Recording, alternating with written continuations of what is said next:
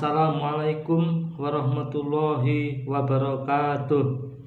Selamat berjumpa kembali anak-anakku dalam pembelajaran geografi. Pada kesempatan ini kita akan membahas tentang industri dan klasifikasinya. Pada pembahasan ini kita bagi dua bagian. Yang pertama tentang industri dan klasifikasinya. Apa itu industri? Pengertian secara umum, industri adalah semua aktivitas ekonomi manusia yang mengolah bahan mentah atau bahan baku menjadi barang setengah jadi atau barang jadi.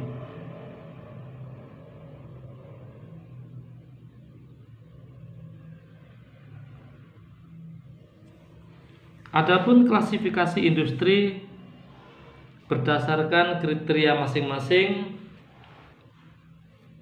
Untuk bagian pertama kita akan membahas yang pertama klasifikasi industri berdasarkan bahan baku. Yang kedua, klasifikasi industri berdasarkan tenaga kerja. Yang ketiga, klasifikasi industri berdasarkan produksi yang dihasilkan. Yang keempat, klasifikasi industri berdasarkan bahan mentah. Dan kelima, klasifikasi industri berdasarkan lokasi unit usaha. Sedangkan yang keenam selanjutnya akan kita bahas pada pertemuan berikutnya. Baiklah, mari kita lihat untuk klasifikasi industri berdasarkan bahan baku.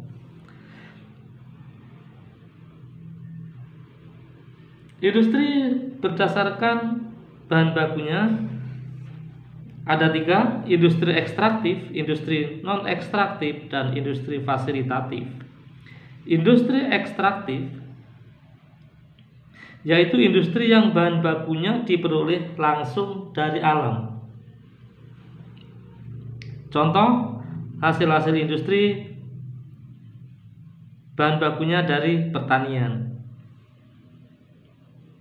Dalam arti luas, pertanian di sini termasuk pertanian dari cocok tanam, pertanian perikanan, pertanian perkebunan, masih ada yang lain, mungkin kehutanan termasuk dalam pengertian pertanian.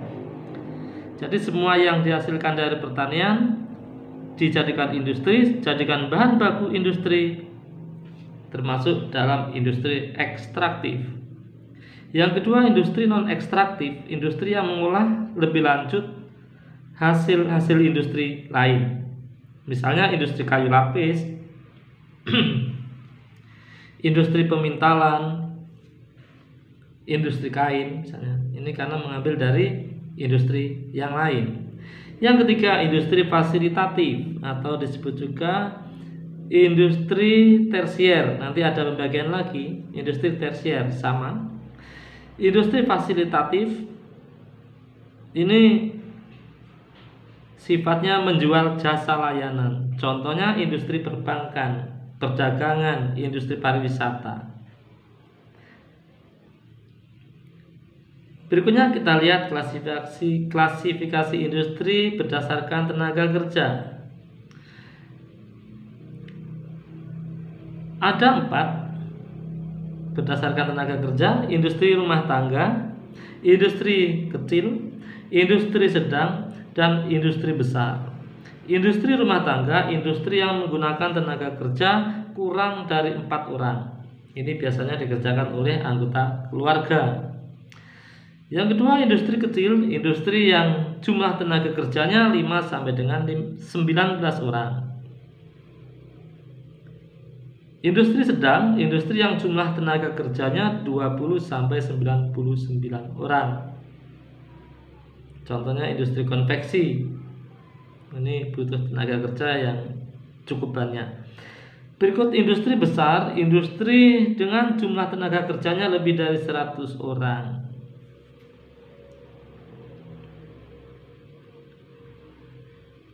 Berikutnya, klasifikasi industri yang ketiga berdasarkan produksi yang dihasilkan.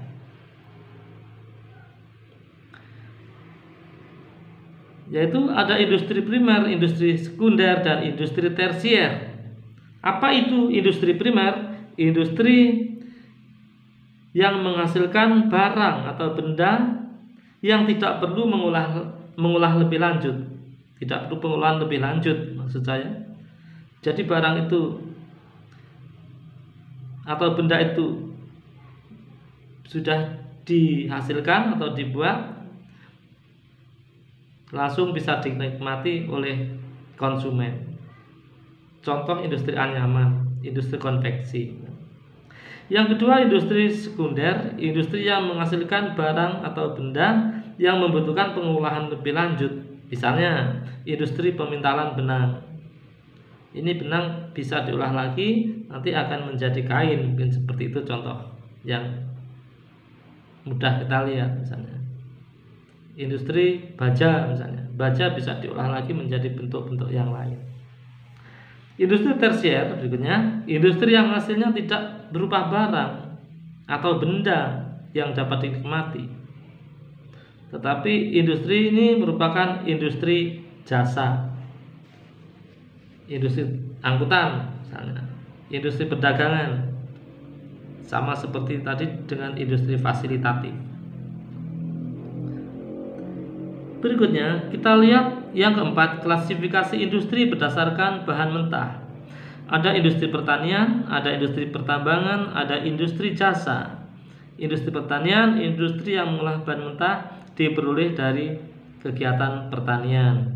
Misalnya industri minyak, industri gula, industri kopi, dan sebagainya.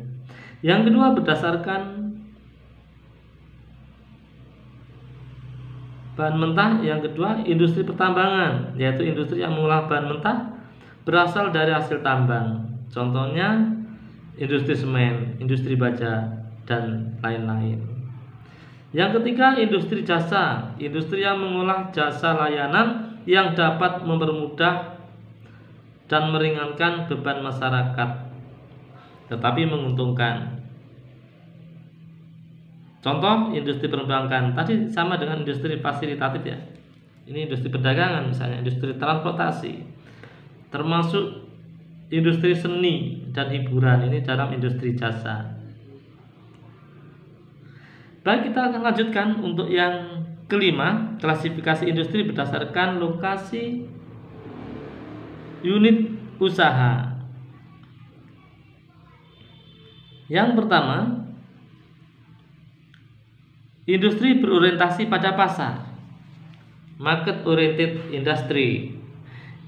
Itu industri yang didirikan berdasarkan daerah persebaran konsumen. Jadi industri ini diperhitungkan pertama pasar.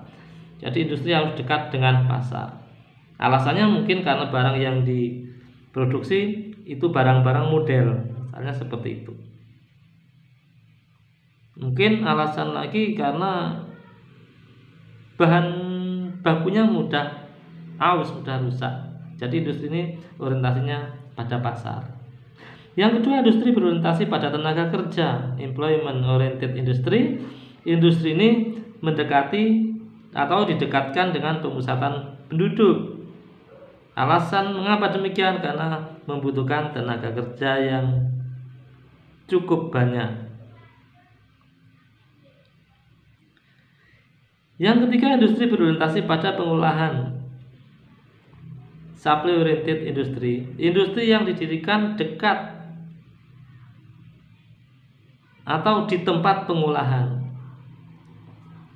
Alasan mengapa demikian?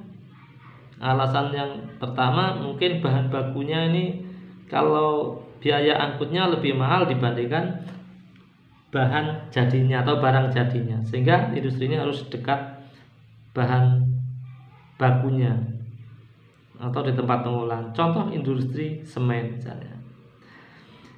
Berikut industri yang berorientasi pada bahan baku. Industri didirikan di tempat tersedianya bahan baku.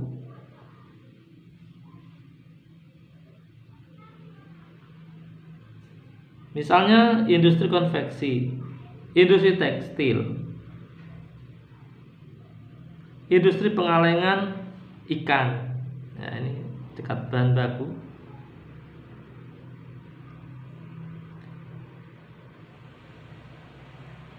Berikut yang terakhir, ini industri yang tidak terikat oleh persyaratan yang lain, foodless industry.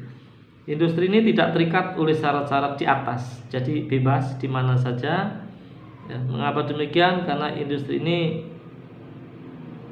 bahan baku tenaga kerja pasarnya sangat luas, ditemukan di mana-mana. Contoh industri elektronika, industri otomotif, industri transportasi ini tidak diperhitungkan seperti yang lain di atas tadi. Demikian anak-anakku untuk sesi yang pertama tentang klasifikasi industri, dan selanjutnya mohon dipelajari untuk klasifikasi industri berikutnya nanti yang ke-6 dan seterusnya. Kurang lebihnya saya mohon maaf. Akhir kata, wassalamualaikum warahmatullahi wabarakatuh.